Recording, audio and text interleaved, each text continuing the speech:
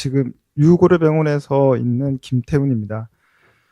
제가 제목을 받고 사실은 제가 7년 동안 제가 했던 그 케이스를 돌아보는 좋은 계기가 됐던 것 같습니다. 그래서 제목 자체가 지금 2차 병원에서 어디까지 할 수 있냐라는 것 같습니다. 그래서 사실은 칩이라는 개념 자체가 이게 뭐 페이션트 팩터며 그다음에 하트의 상태라든가 그다음에 환자의 리전의 컴플렉스에 따라서 굉장히 많이 이제 좌우가 되는데, 사실은 2차 병원이라고 해서 환자들이 저는 2차 병원 환자입니다라고 해서 오는 건 아니고, 사실은 그 시비리티는 어느 병원에 똑같이 오는 것 같습니다. 다만 이제 우리가 거기서 어떤 케이스를 셀렉션해서 우리가 하고 어떤 케이스를 이제 뭐 트랜스퍼 할 것인가 하는 그런 걸 결정할 게 필요한 것 같은데요. 그 올해 초에 캐나다 내셔널 레지스트리 데이터를 보게 되면은 캐나다에서도 이 전체 케이스 중에서 서지컬 백업이 되지 않는 환자에서 이루어지는 칩 PCI 건수가 뭐 프리베스 캐비지, 그다음에 CRF 환자, 그다음에 LV 디스펑션이 안 좋거나, 그다음에 랩트 메인 PCI, 그다음에 CTO 같은 이런 여러 가지 칩 케이스에 전체 한 반에서 한 3분의 1 정도까지를 갖다가 넌 서지컬 백업 센터에서 하고 있는 것으로 보고가 되고 있습니다. 실제로 매사추세츠에서 미국 결과를 보시게 되면 이러한 환자들에서의 그 30일, 그다음에 12개월의 메이스의 결과도 사실은 그런 서지컬 백업에 관계없이 크게 차이가 없는 것으로 되어 있습니다. 그 영국 데이터에서도 보시게 되면 롱텀 아웃컴들이 전반적으로 봤을 때는 서지컬 백업의 유무에 관계없이 크게 차이가 없는 것으로 되어 있어서, 실제로 전체 우리가 서지컬 그 백업을 필요로 하는 케이스가 보통 0.1에서 0.4%로 굉장히 낮기 때문에 사실은 서지컬 백업 없이도 안심하고 이런 PCI를 할 수 있겠다라는 게 결론인 것 같습니다. 하지만 저희가 항상 이 칩 PCI를 하면서 이렇게 만나게 되는 것들이 환자가 이미 시작하기도 전에 좋지 않은 상태, 즉 이머전시 PCI에서 환자가 이미 샥으로 왔거나 CPR을 하는 그런 상황에서는 사실은 뭐 에크모 같은 백업이 없는 상황에서 이미 환자를 트랜스포 하려고 해도 이미 상태가 너무 안 좋아서 이미 가다가 환자가 익스파일 것이 예상되는 경우에는 저희가 어쩔 수 없이 PCI를 들어가야 되는 그런 경우들이 있는 것 같습니다. 이 환자가 저를 굉장히 고생시켰던, 제가 병원에 2차 병 오고 나서 딱 2달 반 됐을 때 왔던 환자였었는데요.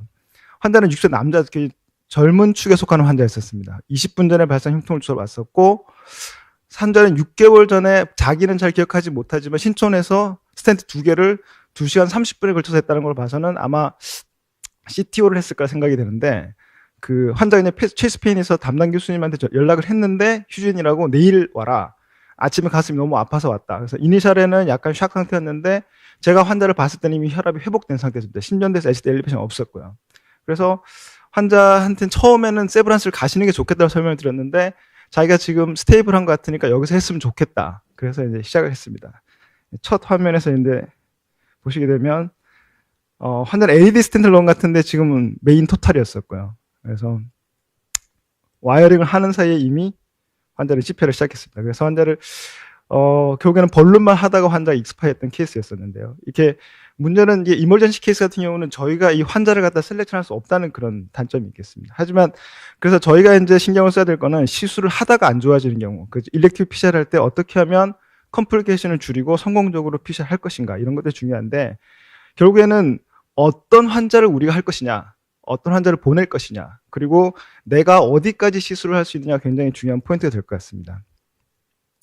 서지컬 백업이 없는 센터에서 이런 PCI를 어떻게 할 것이냐에 대한 첫 번째 그 엑스퍼트 컨센서스 도큐먼트 2007년도에 처음 나왔었고요. 그 다음에 14년도에 한번 리비전이 됐었고, 이 당시만 해도 저희가 뭐 사실은 칩이라는 개념이 없었는데 작년에 이제 9년 만에 이제 이 리비전이 되면서 일단 이제 칩에 대한 여러 가지 내용들이 들어오고 있는 것 같습니다. 요약을 해보게 되면 전체적으로 이런 non 서지컬 백업이 되는 센터에서의 PCI 건수가 굉장히 늘고 있다. 하지만 그런 합병증 레이트는 굉장히 낮다. 그리고 어떠한 그 선택된 non SOS 센터에서는 컴플렉스 PCI 같은 경우도 서지컬 센터에 비해서 떨어지지 않게 할 수 있겠다. 그래서 중요한 거는 환자를 갖다 어떻게 셀렉션을 하고 그 오퍼레이트 익스피리언스를 갖다가 어떻게 잘 해서 커버리지 할 것이냐 하는 것이 중요하겠다라고 결론 내리고 있는데요. 그래서 이 결론을 보시게 되면 그 여기서 제시한 알고리즘 자체가 일단은 very experienced interventional cardiologist가 한다는 전제 하에서입니다. 이거는 보시게 되면 10년 이상의 경험이 있고 여러 가지 뭐 샥이라든가 PCR이라든가 컴프레스에 대한 여러 가지 경험이 많은 그런 사람들에 한해서는 배슬이 하나밖에 없거나 레트로이드 CTO 같은 그런 케이스가 아닌 일반적으로 LV 이젝션 프레임이 떨어져 있거나 그다음에 아트렉토미를 해야 되는 경우나 언플러그드 레프트 메인 그리고 CTO 같은 경우에는 넌 서지컬 백업 센터에서도 해볼 수가 있겠다. 그래서 사실은 오늘 제목에서 결론 따지자면 요 정도는 저희 2차 병원에서도 할 수 있겠다라는 게 오늘 결론일 것 같습니다. 뭐 여기서는 미국 기준이기 때문에 그 넌 에스스 센터를 갖다가 레벨에 따라서 레벨 1, 2로 나누고 있는데 그게 이제 우리 말하는 에크모 같은 백업이 되느냐 여러 가지 팀들이 있느냐 다른 어떤 그런 꼭 서저리가 아니지만 그런 백업 시스템이 잘 됐냐에 따라서 레벨 1, 2를 결정짓고 있는데 저희 기준으로 보게 되면 저희는 레벨 1과 2의 딱 중간 정도 되는 거예요. 저희도 이제 에크모가 없기 때문에 아까 같은 샥 상태에서는 에크모 없이 레프트 메인을 시술을 해야 되는 상황이 있는 그런 상태인 거죠. 그래서 제가 갖고 있는 케이스를 쭉 돌아보니까 그 방금 보여드렸던 거기에 부합하는 케이스 6개가 있어서 준비를 좀 해봤습니다. 첫 번째 케이스는 51세 남자 환자고요. 환자는 LOC로 왔습니다. 그 다음에 커런트 스모커였고 왔을 때 이미 샥 상태였었고 봐서는 AVR이라든가 저명하게 어떤 ST 엘리베이션 소견은 보이고 있지 않았었습니다. 뭐 메인이 대부분 그렇겠지만 블라인드 와이링을 하고 나면은 일단 벌룬을 넣어갖고서는 제대로 된 길인지 확인을 하고 나서 일단은 벌룬을 인프레션 하고 플로어를 확보한 다음에 그 다음에 어떻게 할지 결정을 하게 되는데요. 보시면 이 환자는 다행히 벌룬하고 나서 블루 리스폰스 좋았습니다. 팀이 3가 회복이 됐고 그러고 보면은 이제 일단 메인을 갖다가 이제 여기서 그다음에 여기 LAD 프록시말 쪽에 2가지 리전이 있겠다 계획을 하고 각도를 돌려서 재고 보게 되면 사실은 메인이나 원원원의 트루 바이퍼케이션 리전입니다. 그러니까 환자가 샥 상태이기 때문에 이거를 사실은 뭐 에크모가 백업이 된다 그러면은 아주 뭐 바이퍼케이션 PCR 할 수도 있겠지만 사실은 그랬다가는 만약에 환자가 샥 상태 빠지게 되면 여기서는 뭐 돌이킬 방법이 없기 때문에 일단은 와이어링을 먼저 하고 서크에 대해서는 나중에 프로비저널 T를 할 계획을 생각하고 일단 포바만 했습니다. 포바만 하고 그다음에 LAD를 열어주고 그다음에 LAD의 투 스텐트로 메인까지 다 열어주고 시술을 잘 끝난 상태였었습니다. 그래서 이 환자 지금도 제 외래를 잘 다니고 있는데 한번 환자한테 팔로업 엔지오를 권했었는데 환자 경제적인 이유 때문에 하고 있지 못하지만 어쨌든 환자는 지금 살아서 잘 다니고 있는 상태입니다. 두 번째 환자는 컨설트 환자였었고요. 신경외과에서 VA 스탠팅을 하려고 했었는데 히스토리상에서 과거에 인터미턴 체스트 페인이 있었고 몇 년 전에 심한 흉통이 있었다. 환자는 당뇨가 잘 조절되지 않았었고 그 다음에 LDL 콜레스테롤 높은 상태, 약을 먹고 있었지만 높은 상태였습니다. 체스트 엑스레이는 별게 없었고 엔지오상에서는 LAD 미드 쪽에 CTO 리전이 LCA에서 콜라테럴에 올라오는 그런 심플한 병변이라고 생각을 했습니다. 그래서 정정상에서 보시게 되면은 숏 세그먼트 CTO였었고 LCA와 RCA에서 전부 콜라테럴에 올라가는 그런 병변이었었고 바이펑처를 한 다음에 그냥 우리 흔히 이제 하시는 CTO 프로시저대로 와이어링하고 벌론하고 아이부스 보고 벌론 한 다음에 스텐트에서 투 스텐트로 잘 끝냈던 케이스였습니다. 세 번째는 이제 하일리 칼시파이드 리전인데 환자는 익서저럴 디스냐로 왔던 언컨트롤 DM 환자였었고 혈압 괜찮았었고 엑스레이 심전도 별거 없었고 코로나 시트 상에서는 거의 인서클링한 칼슘이 LAD 메인부터 디스탈 에드까지 쭉 있는 상태였었습니다. 환자는 로타를 해야 되겠다라는 일단 생각을 하고 들어갔었고 보시게 되면 뭐 LAD 프록시멀 쪽에 타이탄 리전이 텐던 리전들이 쭉 있었습니다. 정지 영상이고요. 그래서 일단은 NC를 했는데 NC가 2개 터지고 리스판스 좋지 않았고 1.5 로타를 했고 로타를 했음에도 불구하고 여전히 미드 LAD 쪽에 리전이 펴지지가 않은 상태이기 때문에 보 에스컬레이션 하고 1.75를 하고 나서는 리전 프랩이 돼서 스텐트로 하고 잘 끝냈던 케이스였습니다. 그래서 이게 이미디어트 케이스였었고요. 환자를 갖다가 6개월 뒤에 팔로업을 엔조를 했는데 환자는 잘 유지가 되고 있었습니다.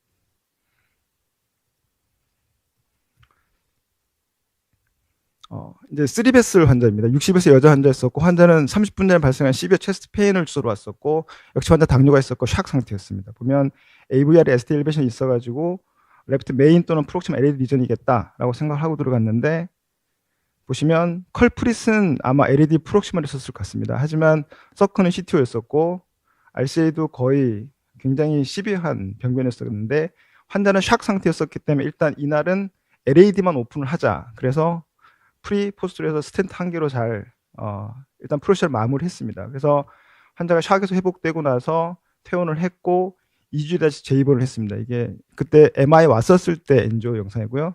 2주 다시 찍었을 때는 어느 정도 좀 플로우가 좀 좋아지고 했던 상태였었습니다. 그래서 보통은 3베슬 당뇨 있는 환자 그 사실은 캐비즈를 보내는 경우가 대부분인데 환자가 캐비즈를 거부하셨고 그리고 일단 LAD가 이미 스텐트가 된 상태였었기 때문에 RC를 여기서 하기로 이제 환자랑 상의가 됐습니다. 그런데 처음에는 별로 심하지 않겠다라고 생각하고 들어갔는데 칼시파에 노즐이 있고 와이어가 진입이 안 됐었습니다. 그래서 마이크로 카테터를 쓸까 하다가 일단은 벌룬 어차피 할 거니까 벌룬 어시스트 하자고 했는데 이런 모양으로 겨우겨우 와이어가 넘어갔고 넘어간 다음부터는 그 다음에 쉽게 잘 됐었습니다. 그래서 벌룬 다 하고 스탠드 3개로 잘 끝냈던 케이스였었습니다.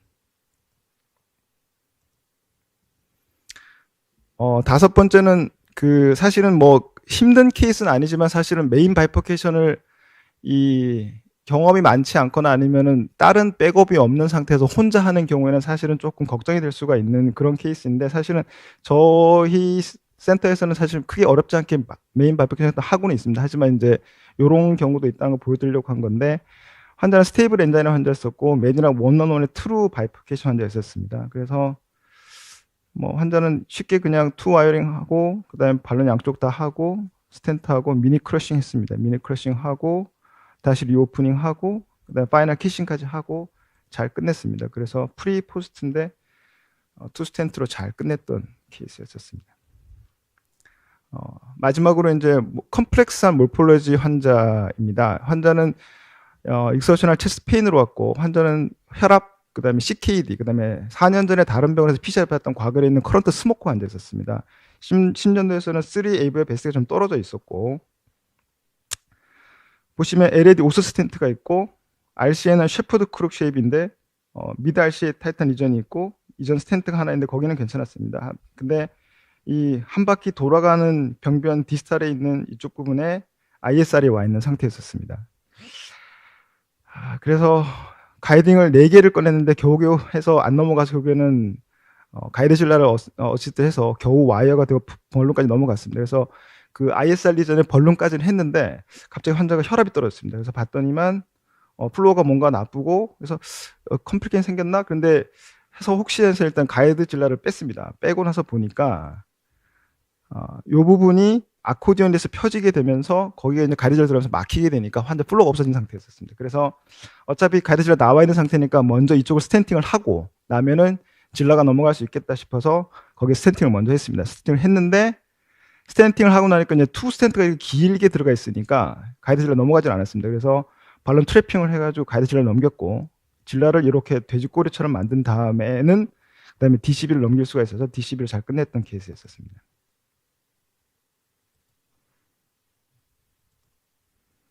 그래서 파이널 리절트는 이렇게 잘 끝났었고 환자는 팔로우 로스가 됐다가 5년 뒤에 환자가 체스트 페인이 있어서 다시 왔습니다. 다시 와서 찍어봤더니만 다행히 그쪽에 미니멀하게 ISL이 좀 오긴 왔었지만 큰 저건 아니어서 그냥 약물치료하고 끝내기로 하고 끝냈던 환자였었습니다. 그래서 이게 뭐 2차 병원, 그러니까 저희처럼 어쨌든 그 MCS 백업이 없는 상태에서 그 컴플리케이션을 최대한 줄이기 위해서 이런 샥을 동반한 스테미 환자에서는 가급적이면 인플레이션을 최소화하려고 노력하고 있습니다. 그래서 일단은 벌룬한 다음에 티미스리 플로우 회복이 되게 되면 조금 시간을 두고 환자가 회복되는 거를 봐서 다시 스텐팅을 하고 바로 다이렉트 스텐팅은 조금 가급적 좀 기다렸다가 하는 편입니다. 왜냐하면 이게 티미가 회복이 되지 않는 상태에서는 바로 스텐팅을 하고 다시 플로우 열어줘야 되겠지만 벌룬을 하고 또 바로 스텐팅 했을 때 혈압이 뚝 떨어져서 회복되지 않는 경우들이 있었기 때문에 그런 것도 좀 주의를 하고 있고요. 환자가 대부분 이런 경우에는 이 심파틱 톤이 증가되어 있기 때문에 약간 스페즘도 같이 오는 경우가 있어서 그 일렉티브 PCR 할 때보다는 조금 더 길게 조금 더 크게 넣습니다. 그래서 혹시나 한 개로 끝낼 걸 놓쳐갖고 2개를 넣는 일이 없도록 그렇게 하고 가급적 심플하게 커플 올리로 하고 있고 CTO는 안테그레이드만 하는 걸 원칙으로 삼고 있습니다. 그리고 로타올베이션 마찬가지로 숏하고 심플 케이스만 하고 3베슬은 절대 하루에 3베스를 다 하지 않는 걸 원칙으로 가끔씩 이렇게 3베스를 하고 나면 하트페일러 빠지시는 분들이 있기 때문에 반드시 스테이지로 하고 있고 컴플렉스 리전일수록 가급적이면 심플하게 하려고 노력을 하고 있습니다. 그래서 그 결국에는 내가 어디까지 할 수 있는 게 제일 중요한 것 같고 그리고 또 열심히 또 공부를 해서 이런 경험을 늘려야지만 또 이런 컴플렉스 PCR을 갖다가 잘 해낼 수 있을 것 같습니다. 이상입니다.